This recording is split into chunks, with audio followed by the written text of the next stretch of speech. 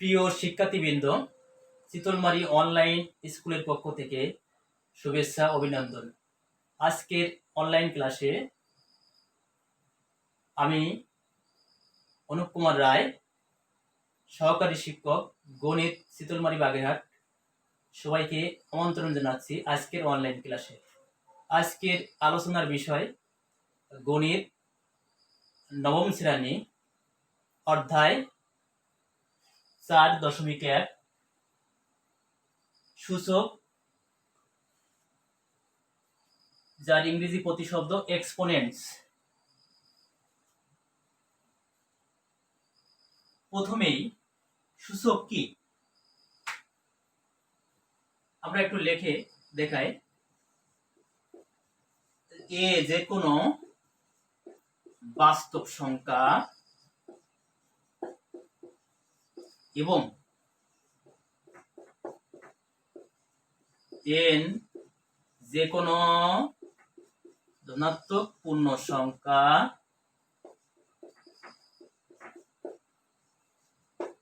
হলে এ এর এন সংখ্যক ক্রমিক গুণ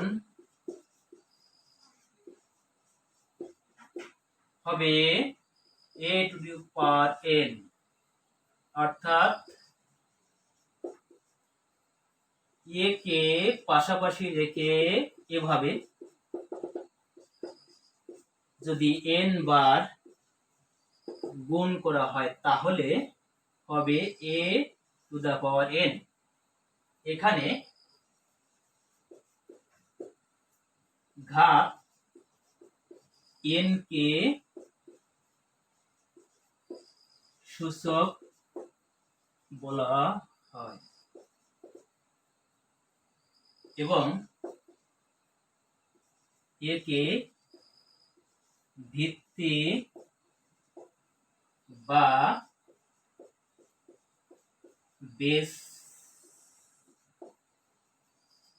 বলা হয়।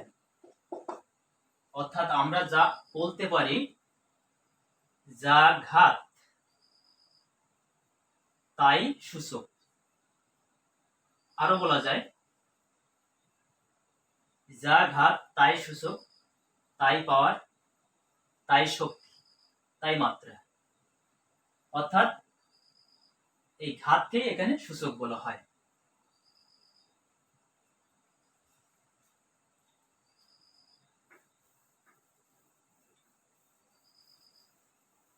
তো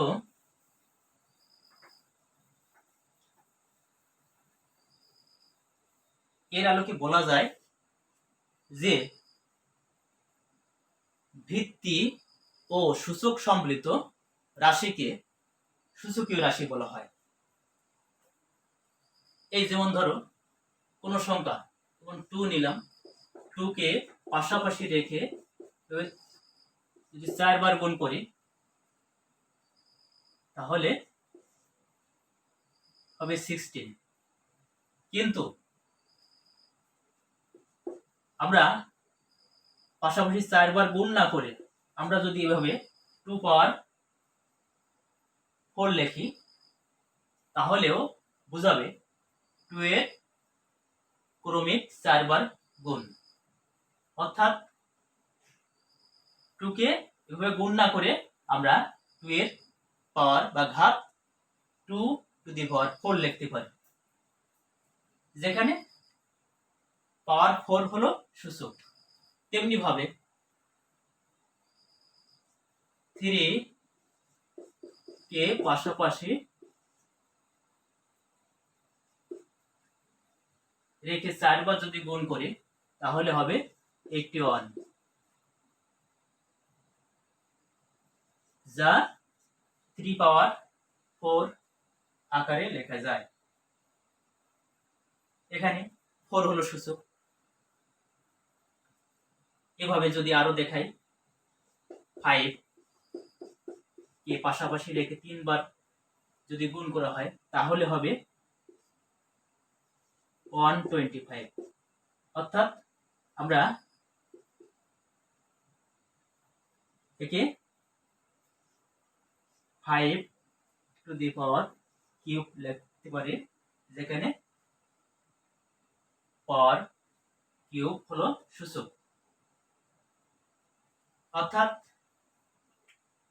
কোনো রাশিকে পাশাপাশি রেখে অসংখ্যবার গুণ না করে আমরা যতবার গুণ করতে চাই তার তত ঘাত আকারে লেখাই হলো সূচক। এই সূচকের মাধ্যমে আমরা বড় বড় রাশির গুণ ভাগ সহজেই আমরা লিখতে পারি। এবার আমরা সূচক সম্পর্কিত সূত্রগুলো আলোচনা করব। পাশে আমাদের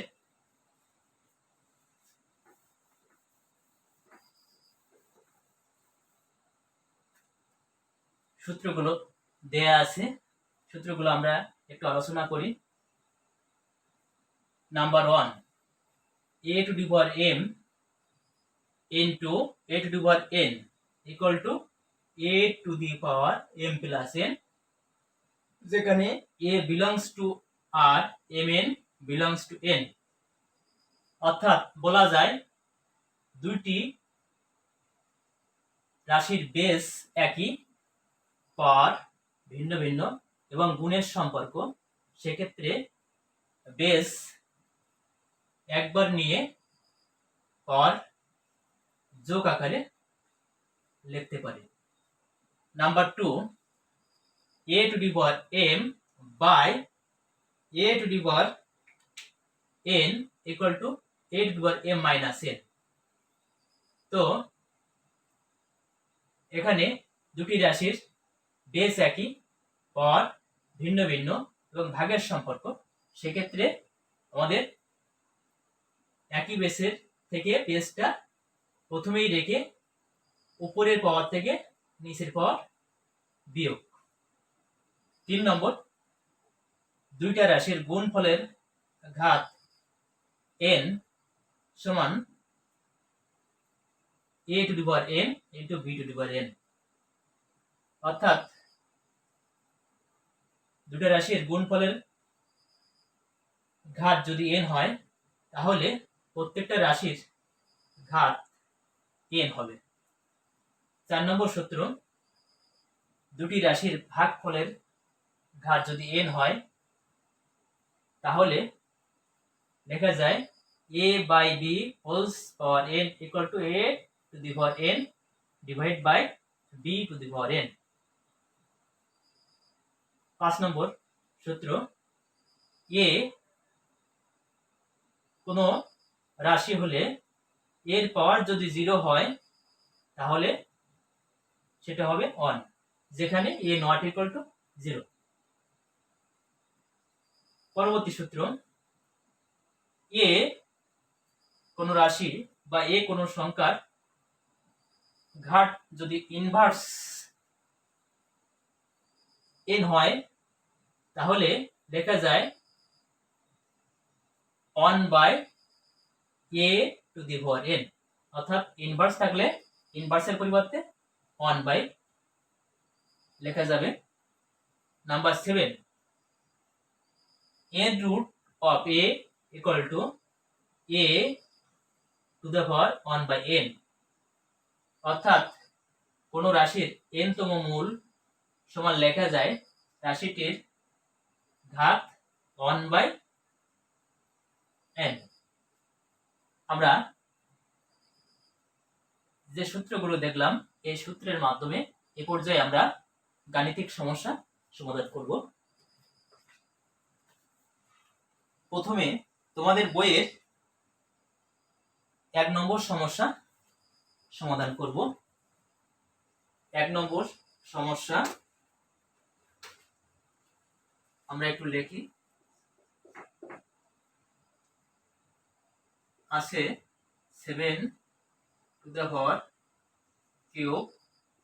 into 7³ by 3 into 3⁻⁻4। এখানে সূচকীয় রাশিটি আমাদের ভগ্নাংশ আকারে আছে, এক্ষেত্রে আমরা ভগ্নাংশের উপরের অংশটা প্রথমে করব, তারপরে নিচের অংশটা। তাহলে এখানে উপরে বেস একই, পাওয়ার ভিন্ন ভিন্ন এবং গুণের সম্পর্ক। তাহলে আমরা কোন সূত্র অ্যাপ্লাই করতে পারি শিক্ষার্থী বন্ধুরা? দেখো তো প্রথম সূত্রটা কি ঠিক আছে না? হ্যাঁ, গুণের সূত্র, a to the power m into a to the power n equal to a to the power m plus n। তাহলে এখানে তো বেস উভয় 7 আছে, তাহলে 7 রেখে পাওয়ার দ্বয়ের মধ্যে আমরা যোগ আকারে লিখতে পারি, বাই নিচে আছে উভয়ের বেস 3 এবং এখানেও গুণের সম্পর্ক। তাহলে একইভাবে ওই একই বেস একবার নিয়ে এখানে পাওয়ার 1 আছে, 1 পূজ্য থাকে এখানে, তাহলে পাওয়ার গুলো আমরা যোগ আকারে লিখলাম। নেক্সট 7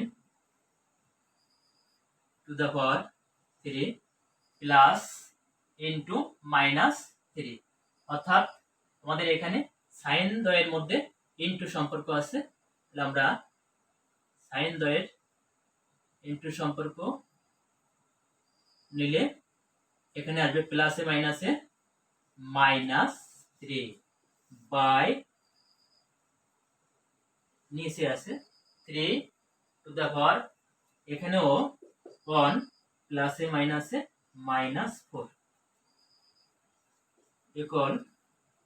এবার দেখা যাচ্ছে 7 এর পাওয়ার 3 থেকে মাইনাস 3, অর্থাৎ 3 থেকে 3 বিয়োগ, তো 3 থেকে 3 বিয়োগ করলে পরে 0 থাকে, তাহলে 7 টু দ্য পাওয়ার 0 বাই 1 থেকে মাইনাস 4, অর্থাৎ 1 থেকে 4 বাদ দিলে থাকে মাইনাস কিউব। এখানে দেখাই, এবার 7 টু দ্য পাওয়ার 0 আমরা সূত্রে দেখছিলাম কোন সংখ্যার পাওয়ার যদি 0 হয় তা 1 হয়। তো এখানে আমরা এই সূত্রটা পেয়েছি 7 টু দ্য পাওয়ার 0, তাহলে কি লিখতে পারি বন্ধুরা? 1 লিখতে পারি। তো 1 বাই নিচে আছে 3 ইনভার্স কিউব, অর্থাৎ আমাদের এখানে ইনভার্সের ফর্মুলাটা আমরা দেখি, ইনভার্স থাকলে আমরা ইনভার্সের পরিবর্তে 1 বাই লিখতে পারি। তো এখানে 3 পাওয়ার মাইনাস কিউব বা 3 ইনভার্স কিউব, ইনভার্সটা উঠে গিয়ে 1 বাই আসলো, by 3 power cube. Next 1 by 3 power cube, অর্থাৎ 3 পাশাপাশি রেখে 3 বার গুণ করলে কি হবে? 27। এবার কি দেখা যাচ্ছে? ভগ্নাংশের ভাগের কাজ আছে এখানে। ভগ্নাংশের ভাগের ক্ষেত্রে আমরা ভগ্নাংশের মূল ভাগ চিহ্নটি আমরা উঠাই দিয়ে আমরা গুণ চিহ্ন ব্যবহার করি এবং ভাগ চিহ্নের নিচের অংশ আমরা উল্টাই দিয়ে থাকি। তো সেভাবে আমরা উল্টাই দিলাম, 27 উপরে যাবে 1 নিচে, দ্যাট ইজ 27 আনসার। তো আমরা आंसर পেয়ে গেলাম 27। পরবর্তী অঙ্ক নাম্বার 3।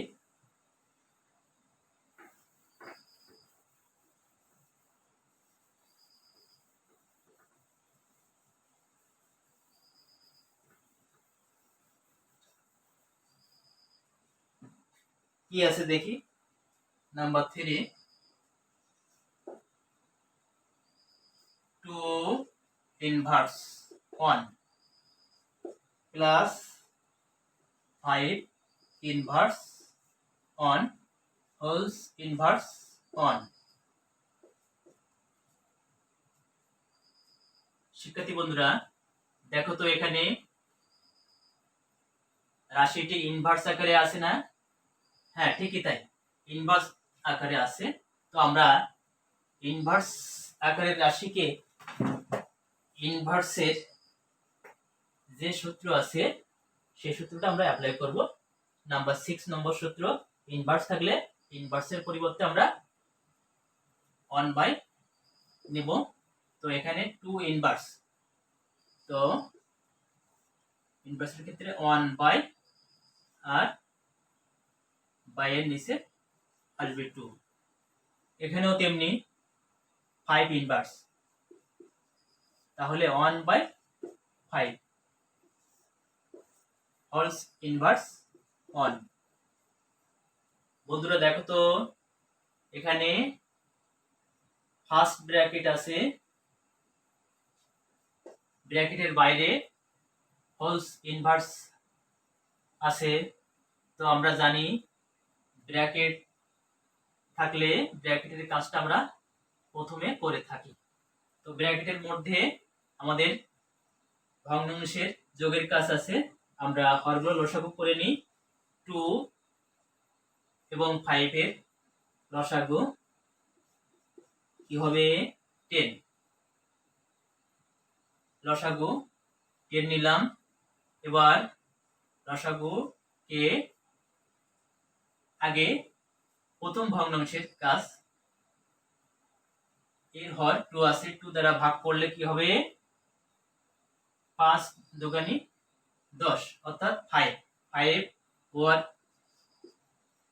লবের সাথে গুণ করলে 5 আসবে। এরপরে প্লাস, এবার 10 কে 5 দ্বারা ভাগ করলে 2 আসে, 2 1 এর সাথে গুণ করলে 2 থাকবে ইনভার্স 1। তো দেখো তো 5 প্লাস 2 আছে, অর্থাৎ 5 প্লাস 2 ক্যালকুলেশন করলে পরে 7 আসলো বাই 10 ইনভার্স 1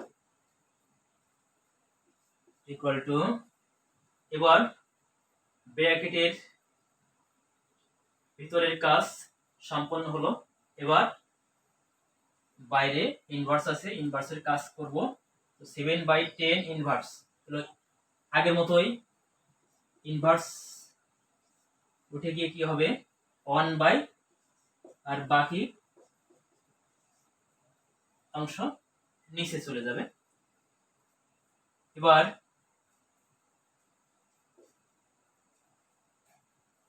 একইভাবে এখানে ভগ্নাংশের ভাগের ক্ষেত্রে ভগ্নাংশের মূল ভাগকে আমরা গুণ দিয়ে তার নিচের অংশ আমরা উল্টাই দিতে পারি। তাহলে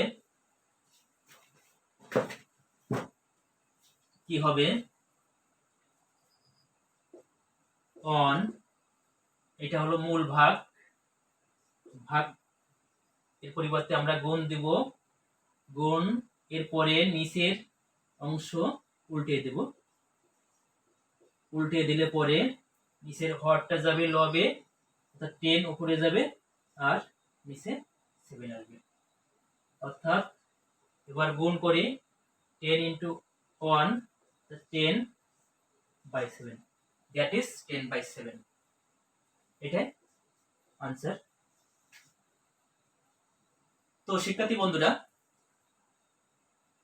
আজ এ পর্যন্তই, আবার পরবর্তী ক্লাসে পরবর্তী টপিকস নিয়ে আলোচনা করব। সবাইকে ধন্যবাদ।